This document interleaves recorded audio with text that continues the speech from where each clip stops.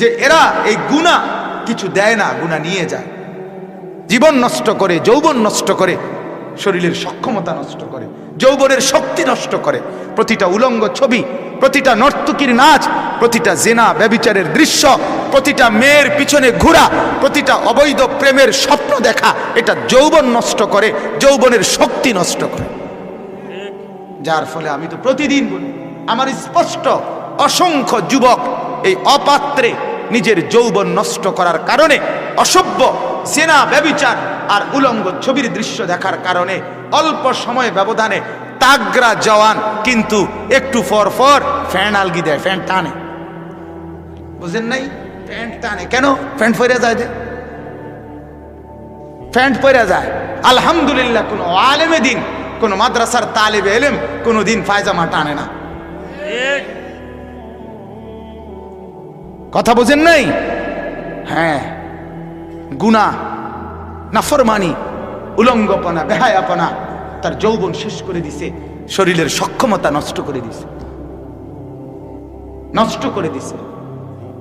হ্যাঁ, এজন্য এটা বোঝা উচিত।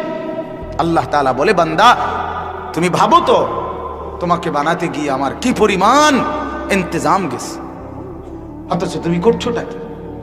করছোটা কি বলেন? এক এক যুবক যৌবনের শক্তি পেয়ে আল্লাহর সাথে নাফরমানি করছেন, আল্লাহর সাথে নাফরমানি। ভাইয়া, আল্লাহ পাক যদি 1 ঘন্টার মধ্যে 4 বার শুধু টয়লেটে নেয়, ফ্যাটে যদি ফ্যাট খারাপ হয় শুধু 1 ঘন্টার মধ্যে, তাইলে এই দাপট, এই মাতবরি, এই মাস্তানি সব মিনিটের মধ্যে সমান।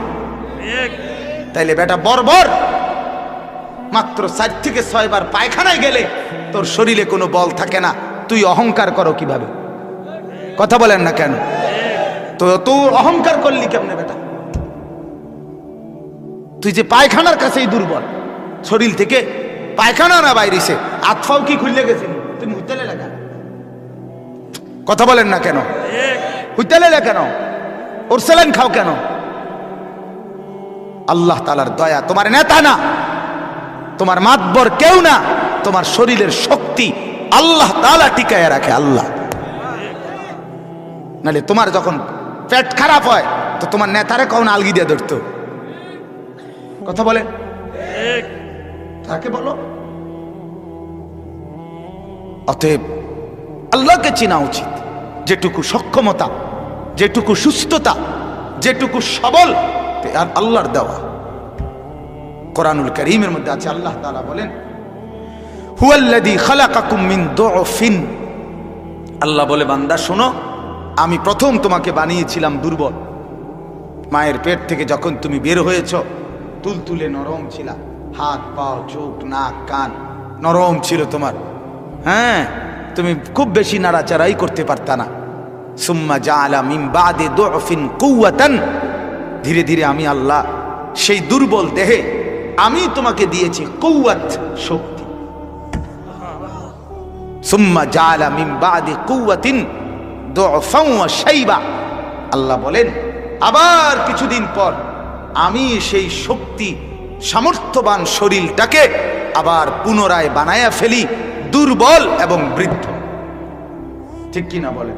আজকে যে ওই যে চাচা, এই যে মুরব্বী চাচা, এই যে বৃদ্ধ আজকে উনি, আজকের এই শরীর, এই যে দুর্বলতা ওনার শরীরের, এটা কি গত 30 বছর আগে এমনই ছিল? বলেন চাচা, আপনি বলেন, 30 বছর আগে আপনি এমন ছিলেন? এমন ছিলেন। আজ আপনি দুর্বল হয়ে গেছেন, আজ আপনি দুর্বল হয়ে গেছেন। আল্লাহ তাআলা বলেন, এই শক্তি, কুওয়াত আমি দিয়েছি, আমি দিয়েছি, আমি দিয়েছি। আমার দেওয়া সেই শক্তি, আমার কাছে কিছুই পেলাম না বান্দা। আমার দেওয়া এই সামর্থ্য, আমি একটা সেজদাও পেলাম না, আমি একটা বারো জবানে আমার নামটা শুনলাম না। কি পরিমাণ কষ্ট লাগে মাওলার, বলেন না বাপ? বলেন। আমার মেয়ে তো, আমার ছোট মেয়ে আমার সামনে আসলে যখনই সে আমাকে ডাকে, তো আমার তো কলিজা খুশিতে ভরে যায়। সে মেয়ে যদি না ডাকে, তো আমার কলিজা ব্যথায় ভরে যায়। হায় মা, কেন ডাকছেন আমাকে? রব্বুল আলামিন বলে, বান্দা এত যত্ন করে আমি তোকে বানাইলাম, গোটা পৃথিবী আমি তোর জন্য বানাইলাম, सारे दुनिया तेरे लिए, छोटा पृथ्वी तुम्हार जন্য বানিয়েছি। হুয়াল্লাযী জাআলা লাকুমুল আরদা যালুলান, গোটা পৃথিবী আল্লাহ বলেন আমি তোমার অনুগত বানিয়েছি, জমিন তোমার বাধ্য করে দিয়েছি। সব দিয়ে বিনিময়ে আমি একটা সেজদা পেলাম না, আমার নাম একবার উচ্চারণ করলা না, আমার কোরআন কোনোদিন পড়েও দেখলা না, আমার মসজিদ তোমার চোখেও বাঁধলো না। হায় হায় বান্দা, তুমি আমাকে এমন ভোলা কেমনে ভুলে গেলা? কেমনে ভুলে গেলা বলেন? এজন্য আল্লাহ তাআলা বলেন ইন্না খালাকনাল ইনসানা মিন নুতফাতিন আমশাজ।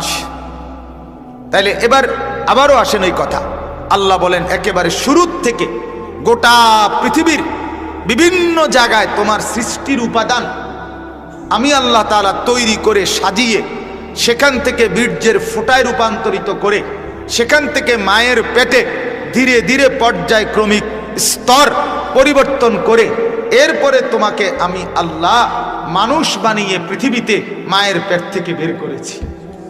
এখন আল্লাহকে যদি বলি মাওলা, এই এত বড় বিস্তীর্ণ ব্যবস্থাপনা করে আপনি আমাকে পৃথিবীতে কেন পাঠাইলেন, কেন বানাইলেন? তো আল্লাহ তাআলা নিজে বলেন নাবতালিহি, আমি তোমাকে দুনিয়ায় পাঠিয়েছি পরীক্ষা করার জন্য। কি করার জন্য বলেন? পরীক্ষা করার জন্য। পরীক্ষা করার জন্য। নাবতালিহি, আমি তোমার পরীক্ষা নিচ্ছি, আমি তোমাকে পরীক্ষা করছি, আমি তোমাকে পরীক্ষা করছি।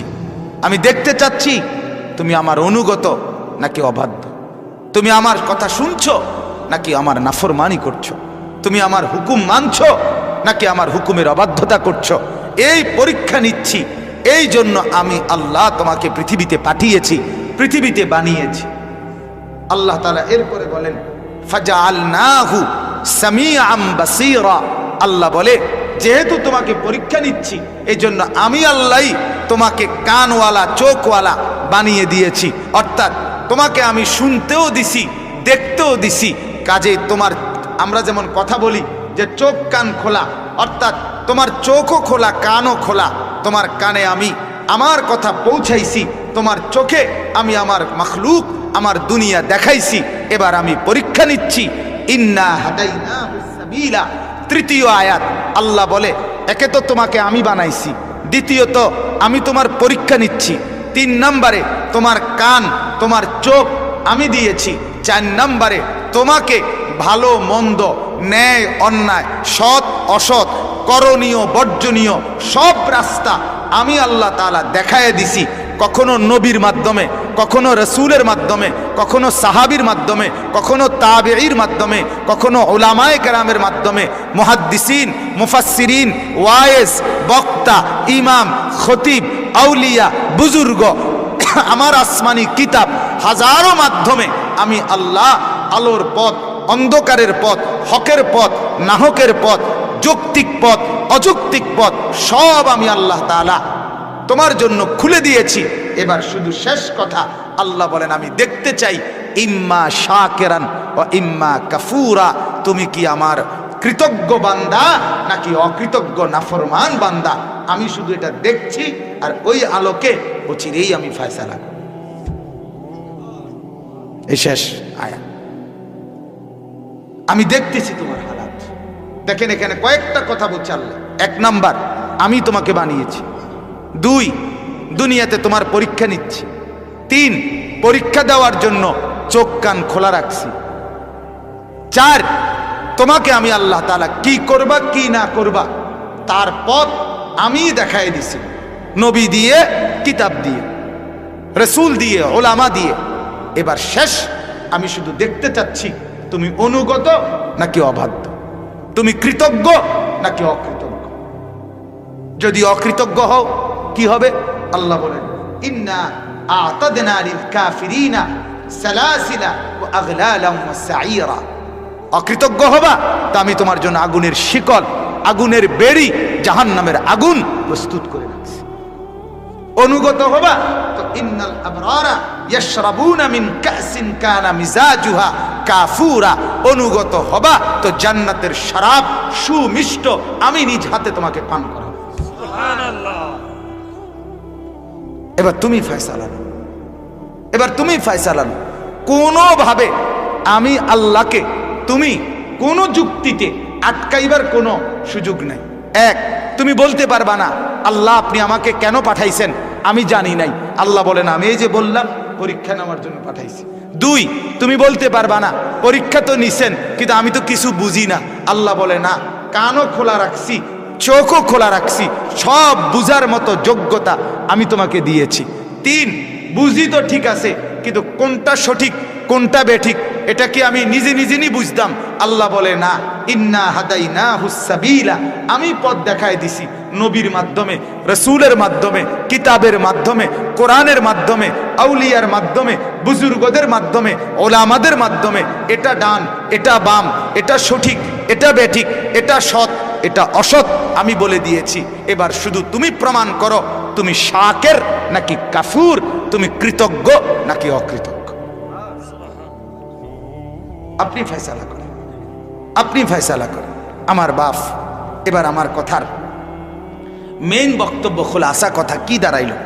খোলাসা কথা এই দাঁড়াইল, আমরা প্রত্যেকেই বুঝছি আমাকে আল্লাহ তাআলা মানুষ হিসাবে পৃথিবীতে যে পাঠাইলেন, এই পুরা ব্যবস্থাপনাটা আমার মায়েরও কৃতিত্ব না, আমার বাবারও কৃতিত্ব না, আল্লাহ পাকের একমাত্র ক্ষমতা, আল্লাহর ইচ্ছা।